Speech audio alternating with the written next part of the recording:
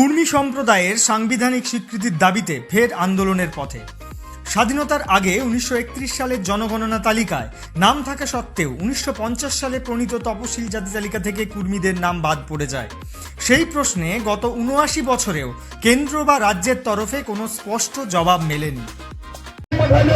কিন্তু সেইটা 2017 সাল থেকে ইচ্ছাকৃতভাবে আমাদেরকে আটকায় রাখা হয়েছে। এর উত্তর কেউ কোনো সেক্রেটারি, কোন মুখ্যমন্ত্রী মাননীয় সঙ্গে বারবার আমাদের নেতৃত্বরা বসেছে, কিন্তু কোনো সদুত্তর দিতে পারে নাই। আমরা আর চুপ থাকতে পারি নাই। এবারে আমাকে লড়াই করতে হবে, এবারে আমাকে প্রতিবাদ করতে হবে। আর কোন রকম আমরা কম্প্রোমাইজে যাব নাই, কারণ 2017 সাল থেকে 2025 সাল এটা কম সময় নয়। হাজার হাজার যুবক লড়াই করছে, রাস্তায় রেল দেখছে, রাস্তায় নামছি, প্রতিবাদ করছি। সরকারের কাছে আমরা আমাদের দাবিটা পৌঁছায় নিয়েছি, কিন্তু আজ পর্যন্ত সরকার কি করেছে আমাদের নিয়ে তার উত্তর শ্বেতপত্র প্রকাশ করুক সরকার। সেই ক্ষমতা কিন্তু কারো নাই, শুধুমাত্র আমাদের একজুটটা ভাঙার চেষ্টা করছে। এই জায়গায় আপনাকে সতর্ক থাকতে হবে।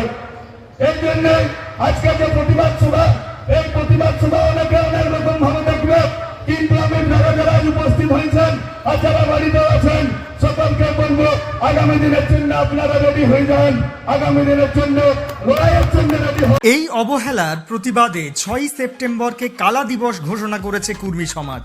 পাশাপাশি বর্তমান রাজ্য সরকারের কাছে সিআরআই রিপোর্টের জবাব চেয়ে তারা বৃহত্তর আন্দোলনে নেমেছে। সংগঠনের পক্ষ থেকে জানানো হয়েছে, ন্যায্য সাংবিধানিক স্বীকৃতি না পাওয়া পর্যন্ত এই আন্দোলন চলবে। জোহার।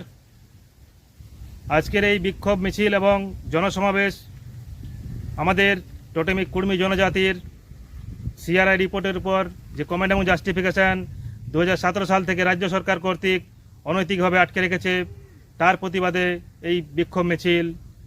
2017 সাল থেকে আমরা বারবার লাগাতার আন্দোলন করে গেছি।